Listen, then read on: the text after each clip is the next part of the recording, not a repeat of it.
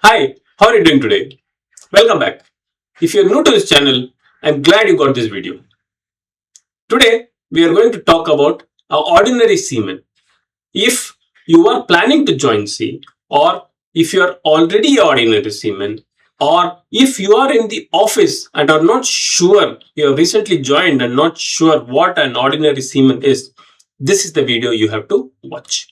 I promise by the end of the video, you will be very clear about what an OS is, what is his career progression will be, what are his salaries, and what it takes for an OS in his career progression.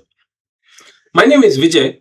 I have been in manning for last 19 years and I speak out of my experience and have placed many ordinary seamen and interacted with them throughout my career.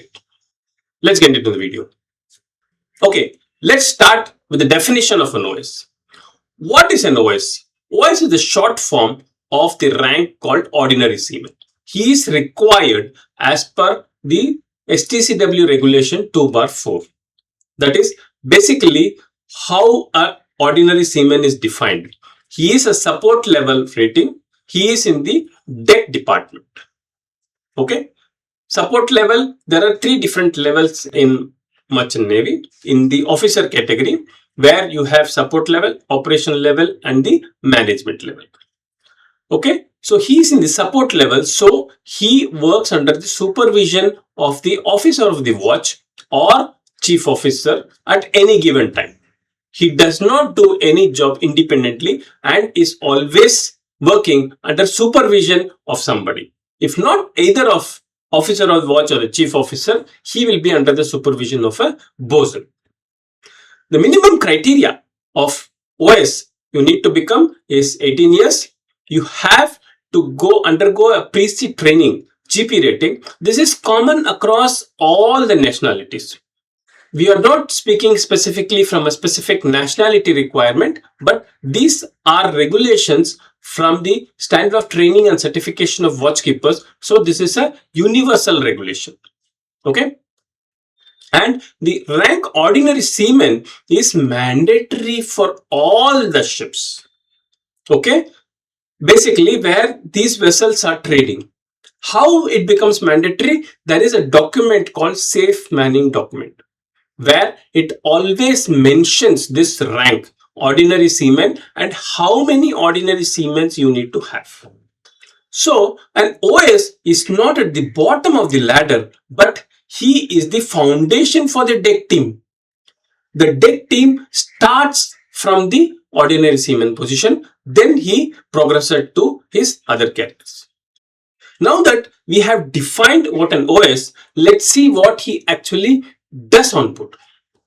Okay, the main area where the OS works are two places. One is the deck or the cargo space where the vessel carries the cargo, and the second area is the bridge. These are the two places the ordinary seaman usually works. The bridge watch, his duty is lookout and he undergoes training in steering of the vessel. Okay, when he becomes an able seaman, his primary duty becomes steering of the vessel when required. Basically, nowadays, all the ships are on something called the autopilot. So nobody actually steers the ship out at sea. But coming inside the port or leaving the port, it is required, or there is a narrow channel or the vessel is passing through river. It might be required to steer the ship manually. That time the able seafarer steer the ship. For that purpose, when out at sea, the ordinary seaman gets trained. It is similar to how you learn to drive a car, right? You need to understand how the steering moves. You don't have any gears or anything. It is only the steering what you need to focus on while you are training. Deck maintenance, he is very much involved in the deck maintenance. He does chipping, scaling, painting, greasing on a daily basis. Okay, this is his core duty when the ship is at sea. Okay, when at port, his duties slightly change, where he is involved in mooring operations, heaving line, making fast and letting go. This is with regards to the mooring operations, and also gangway watches. Okay, and he will do a cargo watch also when at the berth. He is also required during the anchor watches, or there might be sometime requirement for a security watch while transiting sensitive areas. The watchkeeping may be doubled, or we might have a deck round requirement, that time where the ordinary seaman will be roped in. Now, coming to the interesting part, how does an OS become a AB? That's what we'll see there. Next slide. So basically, as I told you, the OS has this STCW 2/4 certificate. Okay, so the career progression is like, first he joins as a trainee seaman. He has to complete 6 months of sea time. Then he applies for something called the ratings, making part of the navigational watch. Okay, that certification is given under the regulation 2/4. That is a support level certification. Then he works for another 12 months or 18 months, depending on his condition, to get something called the Able Seafarer Deck Certificate of Proficiency. The regulation which defines that is 2/5. So if you see your certificate, you may be of any nationality. If you are Able Seafarer Deck, you will have this regulation mentioned. If you are an OS, you will have this regulation mentioned in your watchkeeping certificate. Okay, what is the requirement of becoming an AB? You need to have something called the TAR book, which you need to complete. What I have done, I have compiled a full data, including what documents you require, what sea time you are required, all those things in an Excel sheet, and I will link that document in the description. You can go and have an in-depth knowledge of country-wise. Here, what I'm telling is the general, what is required for all nationalities. There you can see country-specific, what is the requirement for the ordinary seaman, how does he become an able seaman. So 18 months of sea time in the clock. So that is what is required, not the time. It is basically how much time you are spending on the ship. So that is what is counted. So that has to be 18 months from the ordinary seaman, or what time you join till you get your Able Seafarer Deck Certificate of Proficiency. So let's go one step further, little bit deeper, to understand what are the basic requirements to first start joining as an OS. So basically, if you want to become an OS, these are the main criteria. You need to have age 18 plus, you need to be medical fitness. This DGMS is the Indian government I have written, but it will be the same for all the nationalities. There will be some listed medical practitioners who are approved by the government. You need to get the medicals done by them. You will need to do a pre-sea course, and you have the basic course. All these courses are required, and there will also be a security training which is called STSDSD. That course also will be required before you get a CDC.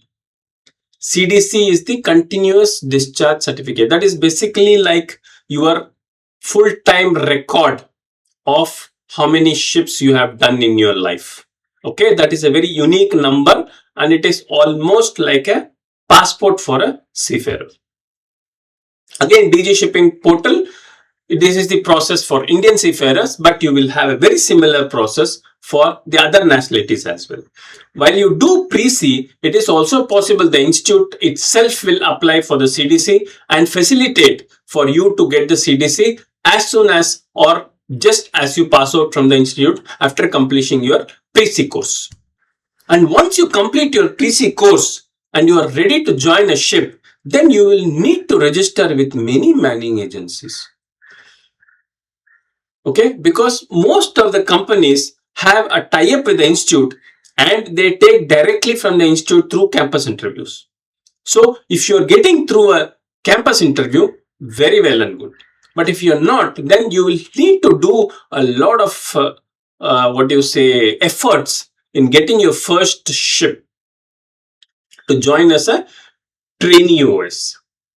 Okay, so you need to have a little patience in getting your first break in the maritime industry. And enough of the requirements, what is he required to do, how to join. Let's talk about the salaries in the next slide.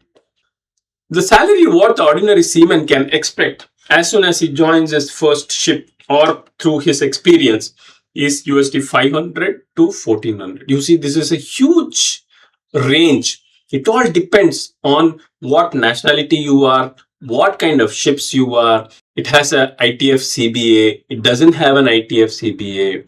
Is it belonging to Grey Fleet? There are so many variances which will decide your salary.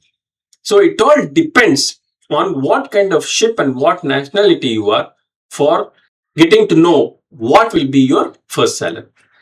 Tax exempt for Indian seafarers. I think other countries have always seafarers being exempt.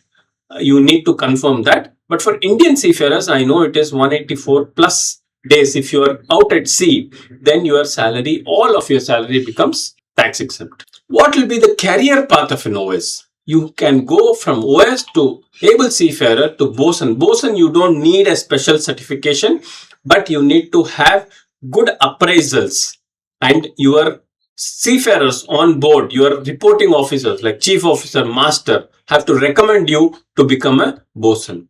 Or much better, you can switch to the deck officer route as well. You have this also option open. Okay. And I'm sure all the nationalities have such a process where you can shift from the rating side to the officer side.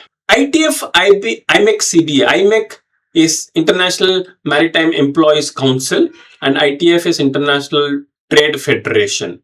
They are main governing bodies of the sailing staff. IMEC is from the owner side. ITF is from the seafarer side. Okay, they combine and decide the salaries of all the seafarers around the world. Okay, so if you join a ship which is having ITF IMEC CBA, then the chances are you get better paid. So you have to be very, very careful and join only legitimate companies. The first joining is always very challenging. You are desperate. So in the spur of the moment, it is possible that you might take a wrong decision and join a not so properly registered organization. So what I will leave you is what you need to focus when you join as an OS so that you rank up very fast. Complete the TAR book and courses in time. This is the most important thing.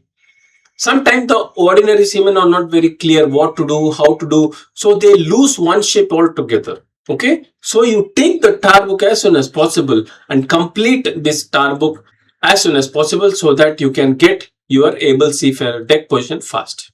And you need to keep your records clean. This is very, very important. You might have the able seafarer deck certification, but until and unless your performance is good and your appraisals are very good, your promotions may get delayed. And hence it is very important to perform consistently so that you get promoted fast. One disciplinary entry delays promotion because once you have any disciplinary issues, then it takes one or two more contracts to actually prove to the company that you are not that way. It was only a one-off incident. Build relationship with your chief officer, working healthy relationship. So if you have any challenges, now the companies are very, very open and you can actually express your views. You have a proper grievance redressal mechanism in all the companies and all the nationalities of seafarers where they are staying.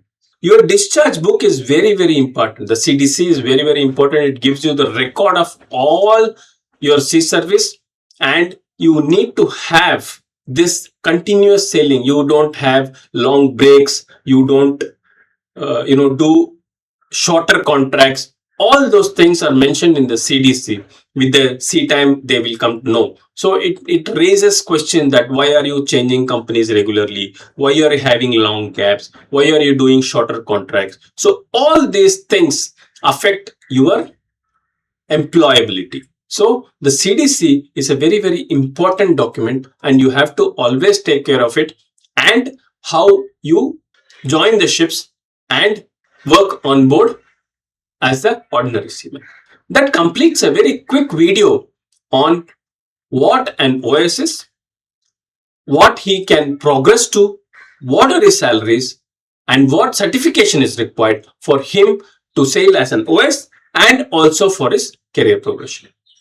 I hope I was able to clarify a lot of doubts in this video, and I'm also sharing and linking a document in the description where it gives country-wise all the requirements required for the career progression from OS to AB and what are the requirements to join as an OB. Thank you so much for watching this video. I will see you in the next one. Thank you. Take care. Bye-bye.